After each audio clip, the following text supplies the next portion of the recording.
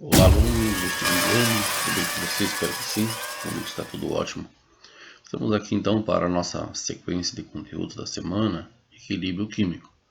Então, a própria imagem já mostra aqui para a gente o equilíbrio químico, né? Quando falamos em equilíbrio químico, temos que pensar em reações reversíveis. E quando falamos em reações reversíveis, eu terei esta representação na seta, né? Uma reação que vai para a direita e um que volta para a esquerda. Ou seja, uma reação reversível é quando o reagente se forma em produto e o produto volta a se formar em reagente. Tá? Há uma troca, né? Então essa reação é constante, vai se processando nos dois sentidos. A gente fala que a reação só atingiu o equilíbrio químico quando na mesma proporção de reagentes que se formam em produto volta do produto para o reagente. Tá? Mas lembrando que para você lograr êxito em equilíbrio químico, alguns conceitos de cinética química, que é o nosso último assunto que a gente viu, tem que estar em pauta aí. Então quem ainda não se familiarizou bem com cinética química, principalmente em encontrar a expressão da velocidade, né? Volta lá e dá uma revisada na aula. Beleza, gente boa? Se organize bem, porque a organização de vocês é o sucesso de vocês. Então, se nós estamos falando de equilíbrio químico, reação reversível, né? Essa parte aqui de corais, antes de nós iniciarmos, eu gostaria de compartilhar esse texto com vocês aí. A sobrevivência dos corais depende da manutenção de um equilíbrio delicado entre a temperatura, luminosidade e quantidade de nutrientes orgânicos, condições que está se tornando rara por causa da poluição e das mudanças climáticas. Monitorar essas espécies é importante, pois, graças à sensibilidade delas, podemos saber como estão a qualidade e a saúde de nosso ecossistema. Preservar os corais existentes, garantindo sua sobrevivência e criando meios para sua produção, é uma forma de ajudar diversas outras espécies que dependem dos corais para sobreviver, além de garantir um ambiente mais saudável para nós mesmos. Então, aqui está o equilíbrio químico presente no nosso dia a dia. Uma das suas presenças, né? Mostrando para nós a importância aí da sobrevivência dos corais. Mas para essa sobrevivência vai depender aí também do Homo sapiens, né? Mas enfim, pegando aqui a aplicação do dia a dia, tem várias, né? Aqui é uma que o autor do livro de vocês sugere, tá? Para uma reação qualquer, essa setinha aqui ou a outra que eu mostrei no slide anterior representa para nós a reação reversível, né? Então eu tenho a velocidade direta e a velocidade inversa, né? Então velocidade direta e velocidade inversa, tá? Mostrando para a gente então aqui que reagentes se formam produtos e produtos formam reagentes. Podemos até dizer assim, né? Podemos dizer assim que os produtos, algum momento eu posso chamá-lo de reagente? Sim. Quando eu pensar na reação inversa, eu posso dizer então para mim que os reagentes estão aqui. Tá? Quando eu pensar da esquerda para a direita, a reação se processando, o reagente está aqui. E se for o contrário, né? Então, quando é que a gente fala que o equilíbrio está atingido? Quando a velocidade 1 e a velocidade 2, ou seja, a velocidade inversa e direta se igualam. No livro de vocês, a gente trabalha com a taxa de desenvolvimento médio da reação, que é a mesma coisa que velocidade, né? Se nós pensarmos lá na aula de cinética química, né? No livro de vocês. A velocidade da reação direta é igual à velocidade da reação inversa, ou seja, V1 é igual a V2. Aí sim, o equilíbrio químico está atingido. Então preste bastante atenção, né? É uma reação reversível na qual a velocidade da reação direta é igual à velocidade da reação inversa. A mais B, ó, V1 e V2, igual a C mais D, usando aqui de uma forma genérica. Então, no estado de equilíbrio, então se eu for ver isso na forma gráfica, olha, quando a velocidade V1 está descendo, V2 está subindo, e elas se igualarem, então eu digo que o equilíbrio químico foi atingido. Nós temos que entender que uma reação química, quando ela inicia, a quantidade de produtos que eu tenho, né, é zero, mas reagente é 100%. Então, quando a reação começa a se processar, o reagente começa a se consumir em uma certa velocidade e o produto começa a se formar em uma certa velocidade.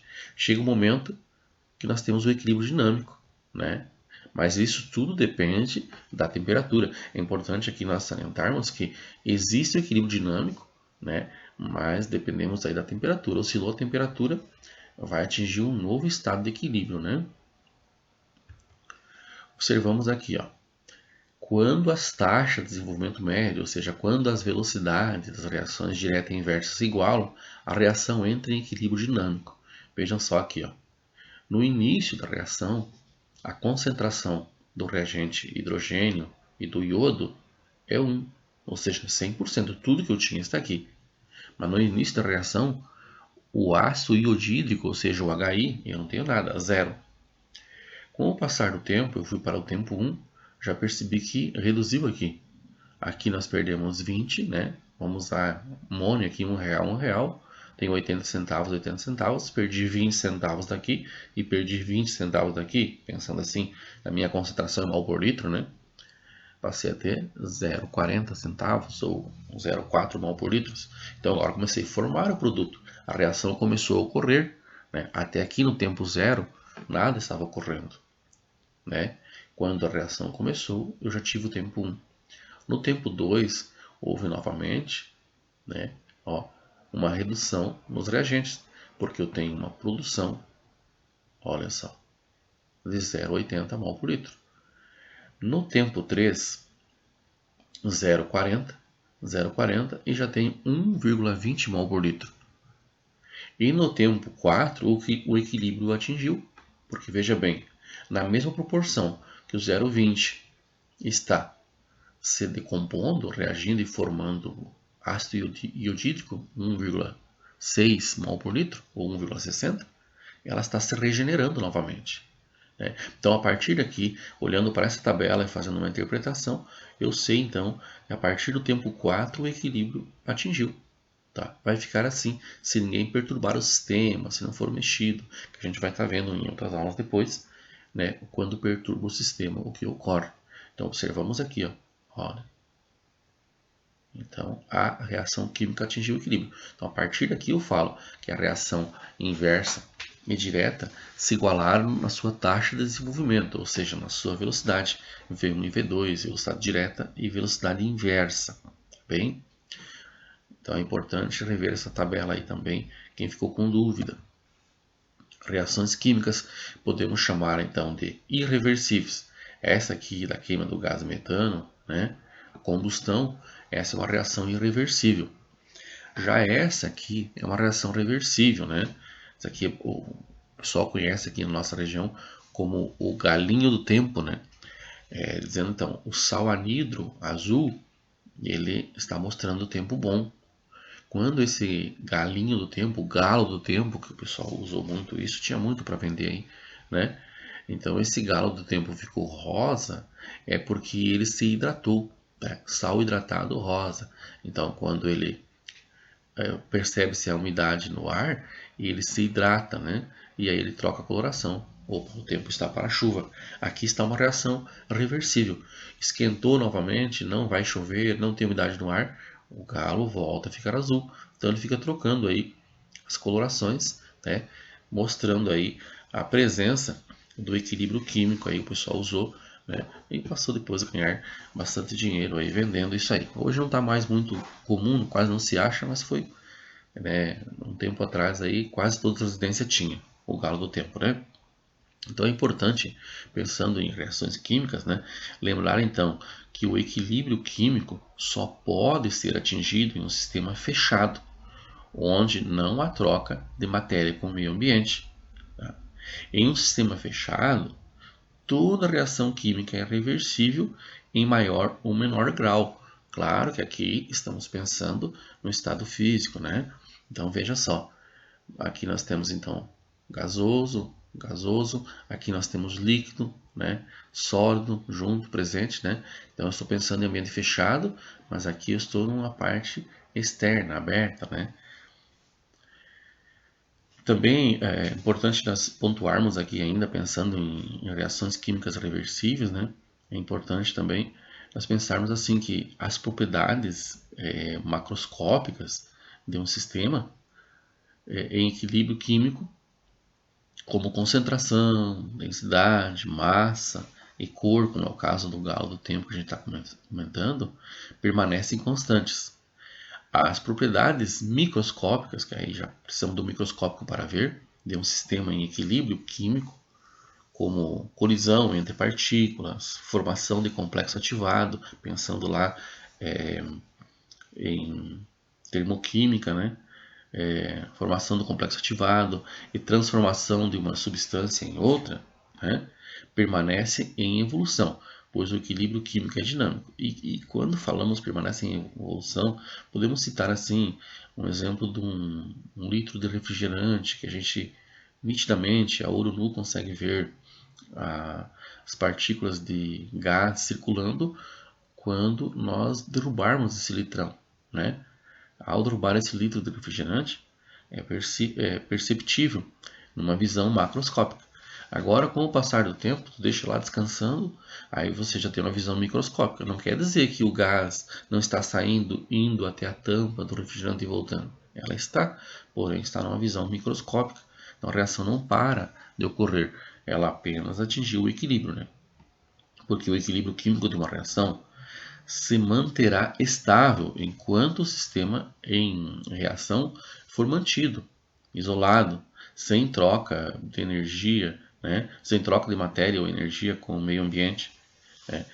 Se houver troca de energia, a variação na temperatura, um exemplo, né? Que variou a temperatura, o sistema vai ser ajustado e atingir um novo estado de equilíbrio. Então a gente fala assim que o equilíbrio químico tem o seu equilíbrio dinâmico, se não alterar a temperatura. Alterou a temperatura, tranquilo, agora alterou o equilíbrio, né? Então ele vai atingir novamente, né, um novo equilíbrio, um novo estágio de equilíbrio, né? A adição de um catalisador, por exemplo, né, que a gente estudou lá em cinética química, se nós adicionarmos um catalisador em um sistema em equilíbrio, ele aumenta igualmente a taxa de desenvolvimento, ou seja, ele vai aumentar a velocidade de ida e de vinda, ou da reação direta e inversa, né? Mas não vai favorecer nenhuma das reações. Né? Vai formar mais produto, vai consumir mais reagente. Não, as velocidades vão ser igualadas, né? E ele passa aí, então a aumentar essa velocidade de ida e de volta, né? Então é importante observar bem, né? Para não confundir aí. Na sequência, nós temos lá então, desse modo, quando o equilíbrio químico é atingido, podemos verificar uma das situações descritas no quadro a seguir em relação à concentração de reagentes e produtos. Como eu dizia para vocês aqui, ó, nesse gráfico aqui, eu estou na tempo com velocidade. Então as velocidades se igualaram.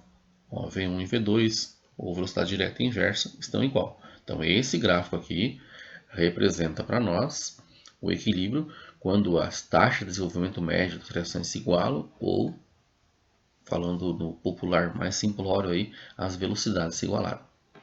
Já esses outros três gráficos, nós estamos falando da concentração dos reagentes em mol por litro, certo?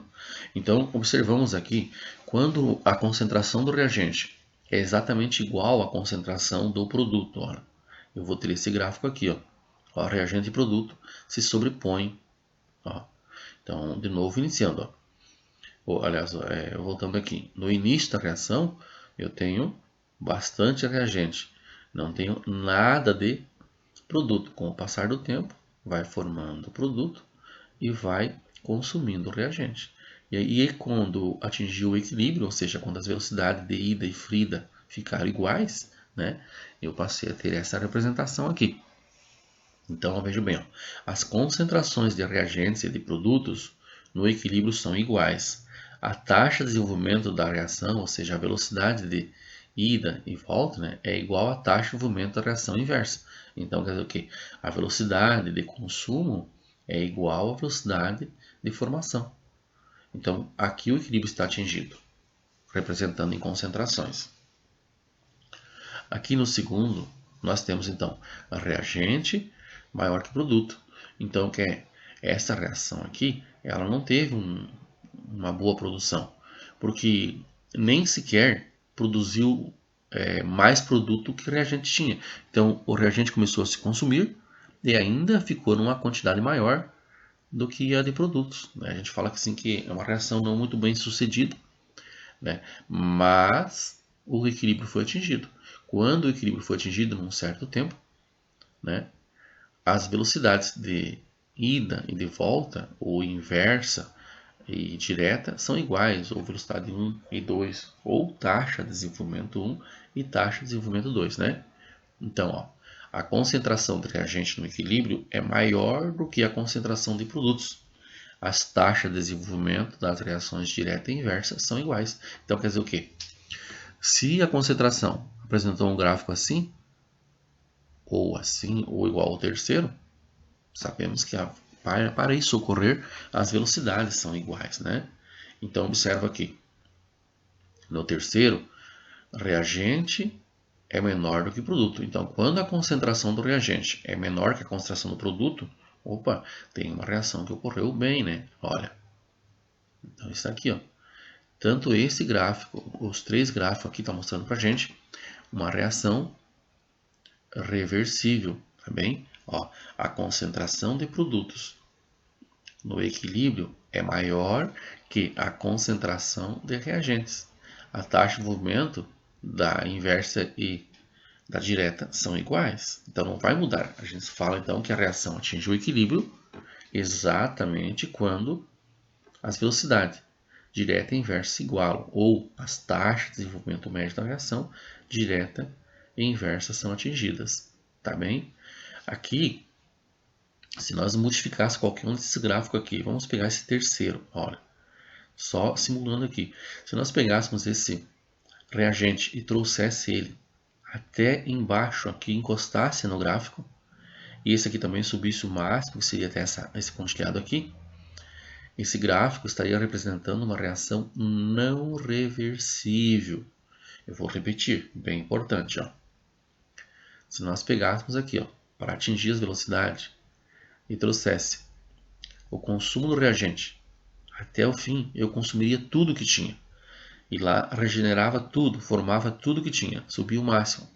Então, esse gráfico que estaria aqui é diferente dos três que estão aqui.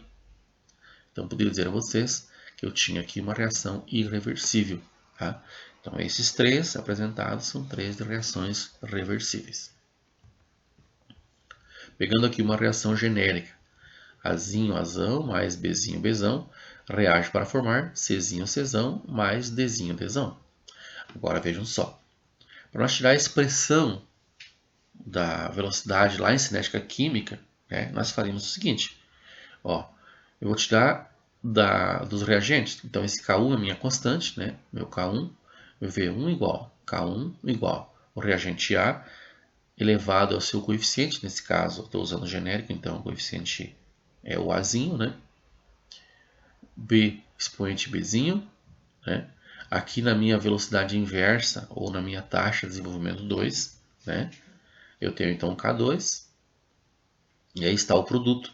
Tá? Então, o que nós fazíamos lá em cinética química? A gente tirava a expressão da velocidade somente do reagente. Aqui em equilíbrio químico, que é uma sequência, ó, a gente vai tirar a expressão dos dois. Após tirar isso, a expressão dos dois, olha, veja só.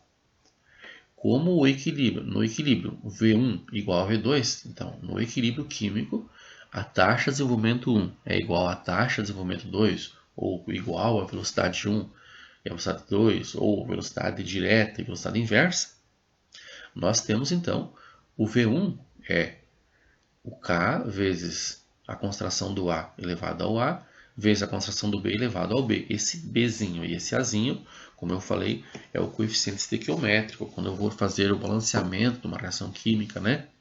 Os números que estão aí. Igual, então. E outra coisa, lembrando aqui, antes de nós tirarmos a expressão da velocidade para montar a expressão do equilíbrio químico, a equação tem que estar estequiometricamente balanceada. se já estiver ok. Se não estiver, eu tenho que balancear antes. Tudo bem? Então, voltando aí. É igual a segunda expressão da velocidade. K2 igual a C expoente Czinho vezes o D expoente Dzinho. Então, aqui está o produto da reação e aqui está o reagente, pensando na reação direta, né? Passando as constantes para o mesmo lado. Então, agora eu vou isolar o K1 e o K2 para um lado, né? Então, se nós pensarmos aqui, no primeiro eu tenho o K1, né? O K2 está lá multiplicando, passa dividindo. Nós temos lá no segundo o produto. E o reagente A e B estavam multiplicando com o K1, passa dividindo. Então, podemos agora, de uma certa forma, dizer assim, que as duas constantes, K1 e K2, passam a apresentar para nós o nosso equilíbrio, que é o K. Equilíbrio das concentrações em mol por litro. Então, como se trata do equilíbrio da concentração, nós vamos chamar isso aqui então de Kc. Aqui está o Kc, constante de equilíbrio em mol por litro. Agora vejam só. Para mim montar a expressão do Kc, eu vou pegar então produto, o produto, está aqui o C e o D, elevado aos seus coeficientes, pelo quociente dos reagentes elevado aos seus coeficientes. Então, o produto do produto, porque produto de multiplicação, né? Então, o produto do produto pelo quociente, que é a divisão, do produto dos reagentes, a multiplicação dos reagentes, todos elevados aos seus coeficientes.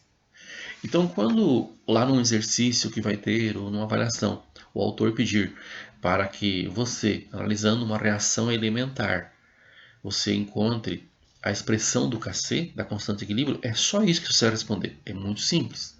Tu vai escrever então Kc, produtos, né? Kc igual aos produtos, né? E aí vai colocar aqui os reagentes, como estão observando, ó. E vai elevar aos expoentes. Esse expoente é quem? É os seus coeficientes, tá bem? Então seria simples, vai lá resolver uma avaliação. A pessoa vai perguntar para você lá, está no livro, o professor pergunta para você fazer a expressão do Kc. Para fazer a expressão do Kc, fica simples. Você vai escrever Kc, que é a constante de equilíbrio em mol por litro, né? Vai pegar os produtos e vai colocar em cima elevado aos seus coeficientes e vai dividir pelos reagentes elevado aos seus coeficientes. Em uma reação química, quem é que não participa do Kc? Só a substância que está no estado sólido. Então, imagina, convença lá que aqui todo mundo está no estado líquido ou todo mundo no gasoso, então todo mundo participou. Sólidos não entram. Então, se aqui, por exemplo, tivesse o B e aqui tivesse estado sólido, ele não participaria do Kc, ele não estaria aqui. Tá? A gente fala que ele é um daí, né? Vamos lá. Ó, Kc então. O K direto e o K inverso. Então, aqui está novamente representando, né? A definição da constante de equilíbrio K, em termos de pressão parcial Kp, é análogo ao Kc. Então, se nós vimos o Kc, constante de equilíbrio em mol por litro.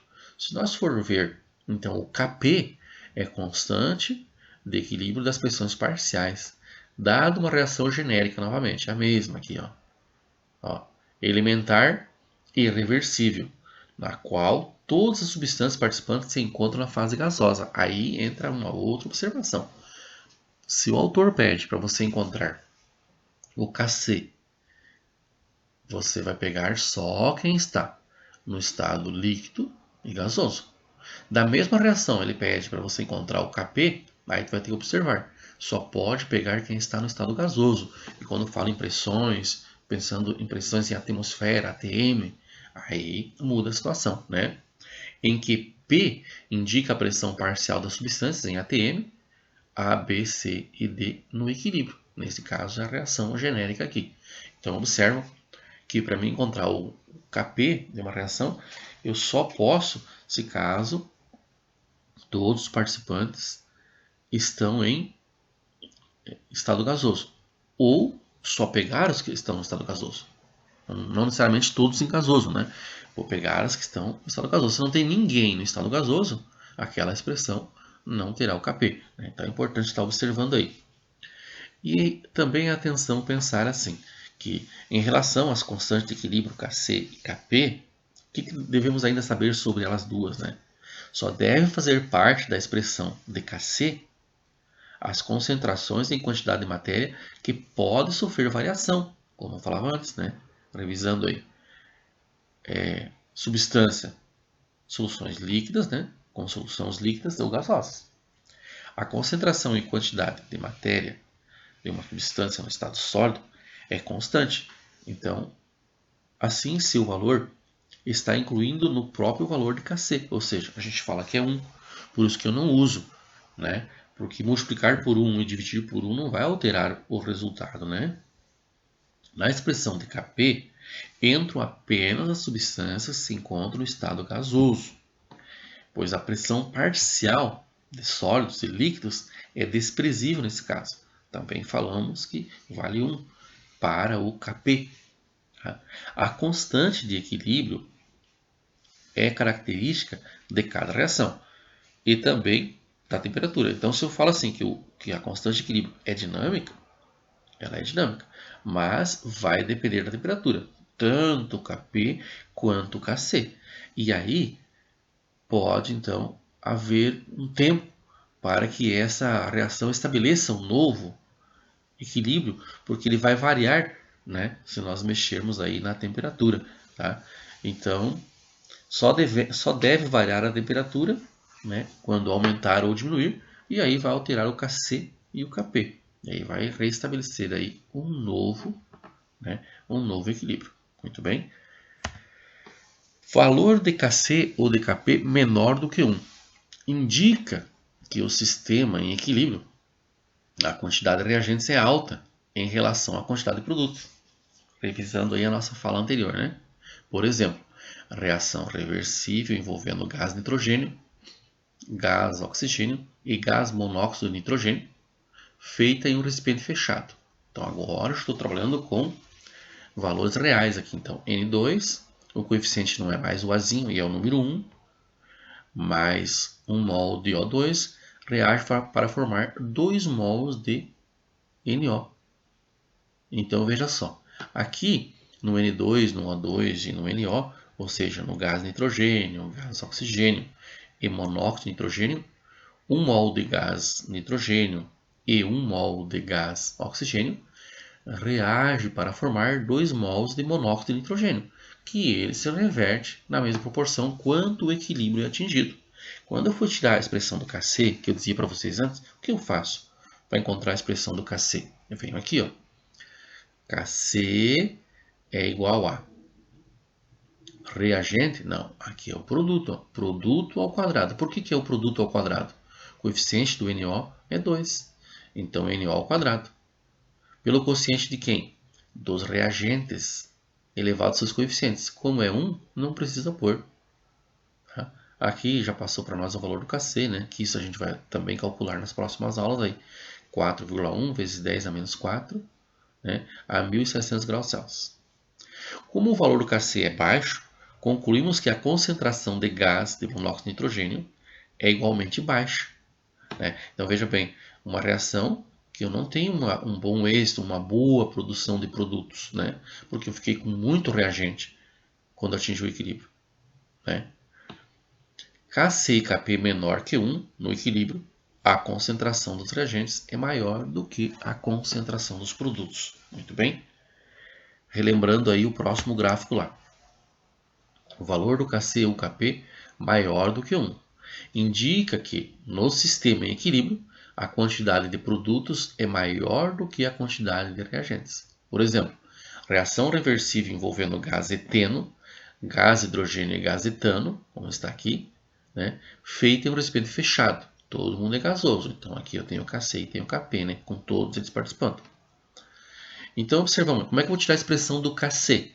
Então olha aqui, ó, vou colocar o etano, que é o nosso produto, pelo quociente da multiplicação dos reagentes elevado aos seus coeficientes. É 1, então eu não vou pôr.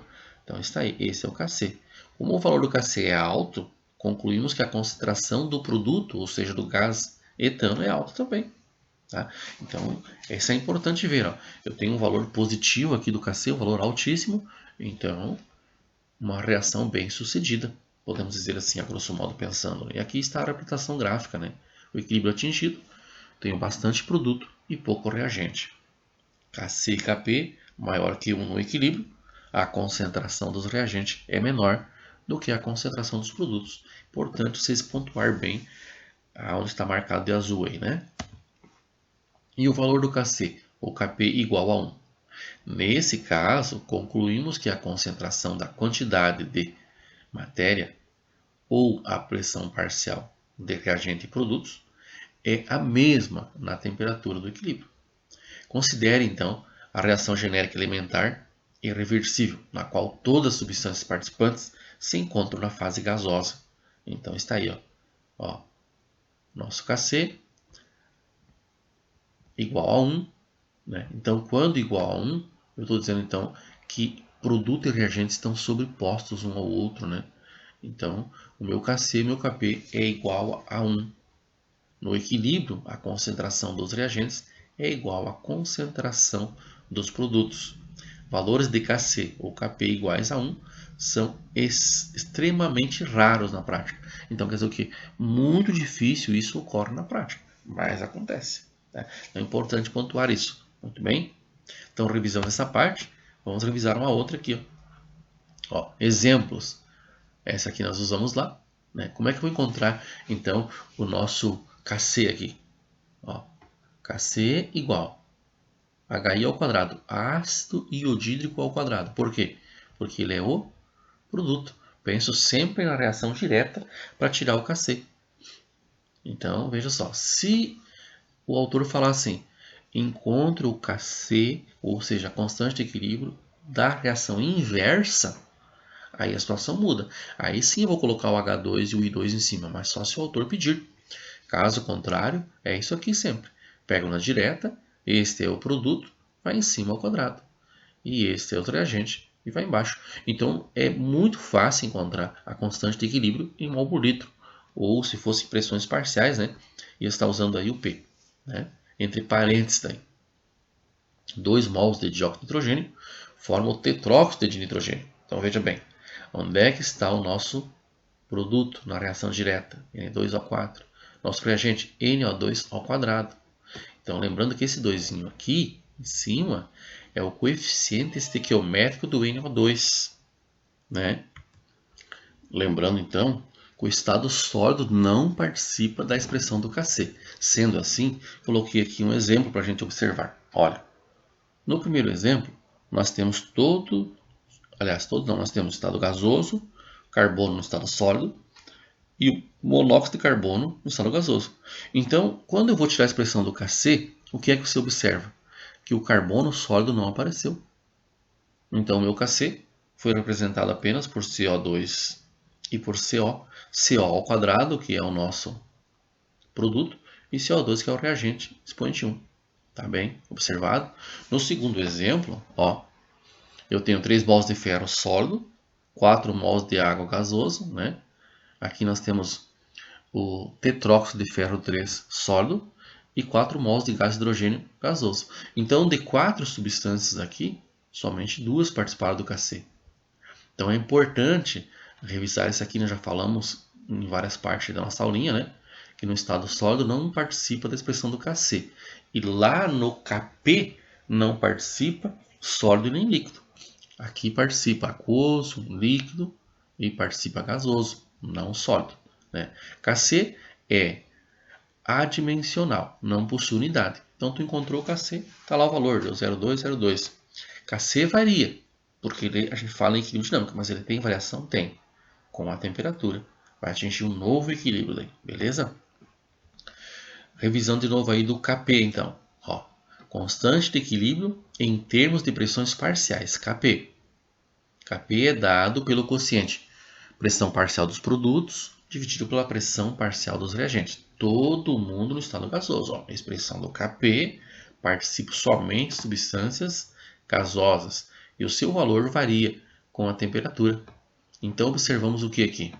Ó, Kp igual pressão parcial do C, ó, gasoso, e do D gasoso. Aqui todo mundo é gasoso, todo mundo participou da expressão do KP. Se algum deles fosse sólido, líquido ou aquoso, aqui não participaria. Muito bem? E agora vocês irão praticar exercício da página 186, o exercício 1, o 2, o 3 e o 4, beleza? Conto com vocês, se dediquem, gente, que aí a coisa ajuda, tá bom? Aquele abraço a cada um, cada uma e boa semana.